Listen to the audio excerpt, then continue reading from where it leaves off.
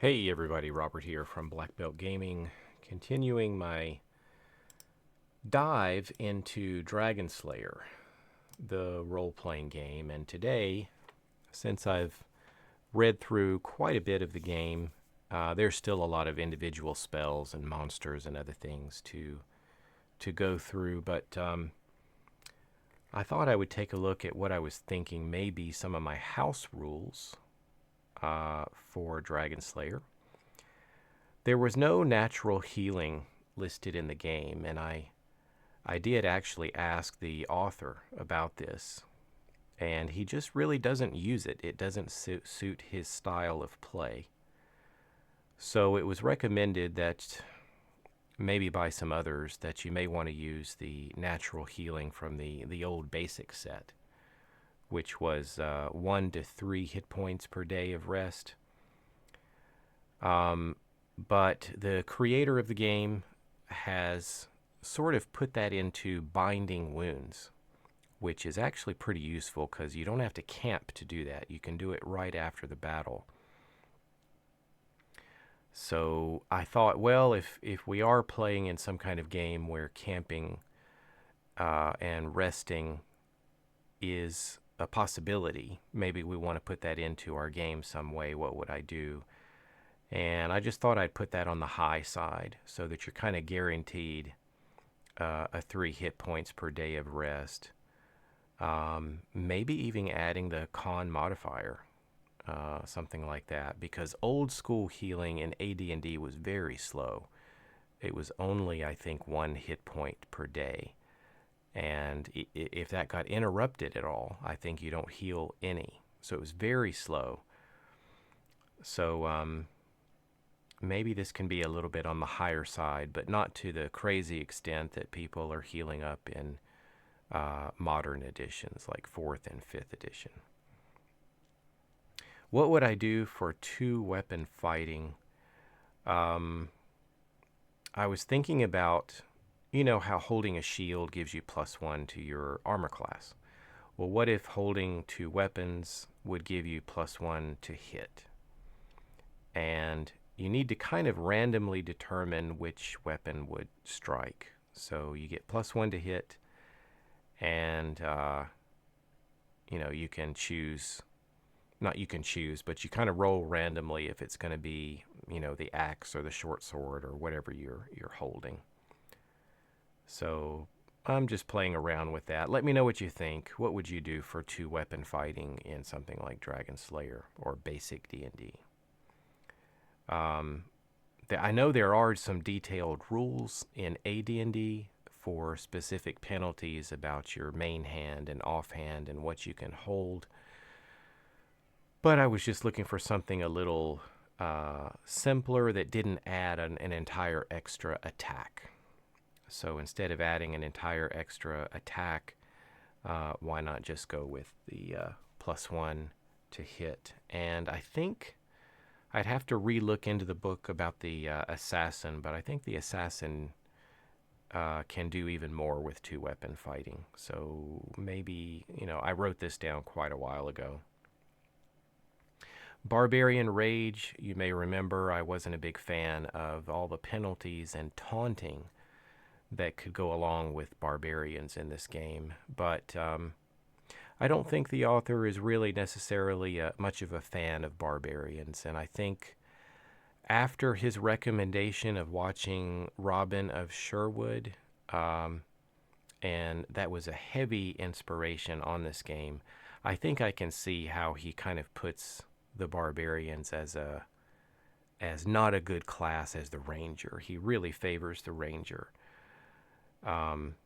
So if you want to make barbarians a bit of a better and more attractive class to play, I would drop the penalties associated with their rage and let them just do what they do best for the short, brief window that they get to do it. And don't allow them to be taunted because that kind of blows their ability to use it for the day. And then I thought, since they lost their D12 hit points, which was just, I think they were really the only class in AD&D that got that, and the author gave that to the ranger instead, Um, I don't want to take that away from the ranger. So what I might do is roll with advantage for hit points for barbarians when they level up. And I mean, you know, kind of lower or not as good armor class, but higher hit points is sort of part of the theme of the barbarians, So maybe that's what I would do there.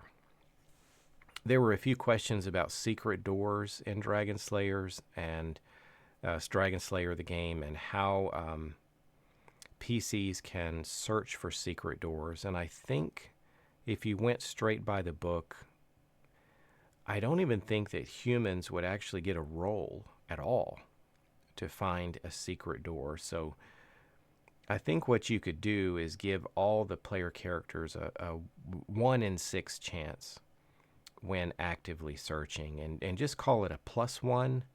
So therefore, the other races that do get a bonus are going to be adding an additional 1 to that. So I hope that that's not overpowered for searching for secret doors, but it just seemed like by the book that some races just had no chance to find them at all, while others did have a chance to roll. So that was sort of a way to give everybody a chance to find something if they're actively searching for it. I guess the other way is, you could go just completely through the role play, and they have to actively find the spot that they're searching to find that secret door. So you don't really even roll for it. But when you're able to roll for the other races, you're pretty much telling humans, and maybe some other races too, but I know especially humans, I don't think they had any chance whatsoever to find a secret door. And again, this is something I wrote back some months ago, but this was kind of fresh in my mind when I wrote it down. So I was thinking of giving all the PCs a +1 when searching for secret doors. I talked about this before in previous videos. Humans are at a disadvantage because everybody else has dark vision. And I wasn't the biggest fan of that. You could, some people have written and commented that it's better if it was like infravision because it doesn't give them complete usefulness in the dark. They wouldn't be able to see undead, for example. I commented about how it was pretty neat how Castles and Crusades had different levels of dark vision. Some could just see a little bit better outside in the dark, under the stars. Some could actually see in complete darkness in the caves in the mountain. And so it depended on the race. So if you're going to keep dark vision for everybody and you want to give humans a little boost, why not allow them to win initiative ties? And this came from Old School Essentials. And you may want to even consider giving them a +1 on morale. So humans are decisive good leaders. That's kind of their trait. So their followers get +1 on morale checks, and they can win initiative ties when they're rolling against, side initiative when they're rolling against the maze controller. Two other things. Ring mail. We were a bit bothered. I was a bit bothered, and some other people were too. They wrote online that ring mail and what was it? Was it studded leather? Had the exact same armor class, but ring mail was heavier and cost more. And there was nothing that gave you an armor class of 6. So why not just make ring mail give you an armor class of 6? Because you're paying more for it and it's a heavier armor type. So that's just an easy house rule there. I've mentioned that before. The other one that kind of came upon me later in the reading of Dragonslayer was the halberd.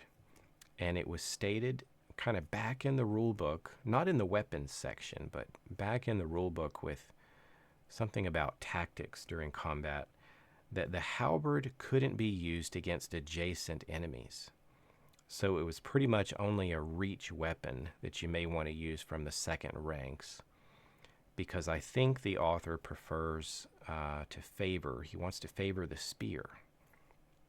Well, since the spear can also be thrown, I would just house rule that the halberd could be used just like a spear, except it cannot be thrown. It's just too off balance. It doesn't make a good thrown weapon.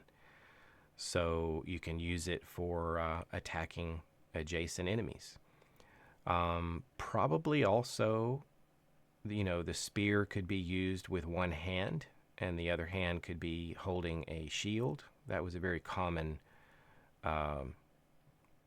weapon grouping in much of history, but halberds don't really see much evidence of halberds being used one-handed with a shield. So I think the penalties are already kind of built into the halberd there. You can't throw it, and you can't use it with one hand. So I think I'm just going to let it attack adjacent enemies normally like a spear. And I think pretty much that's true with other versions of the game as well. I don't think the halberd had that same penalty associated with it. But those are some of my house rules that I've been thinking about to use in Dragonslayer, and still planning to get it to the table and do a little dungeon crawling, solo style. And just wanted to have these sort of in my mind and ready to go. Let me know what you think of these, and if you have any house rules yourself for your Dragonslayer games or basic D&D games. Anyway, thanks for listening, everybody. I'll catch you later.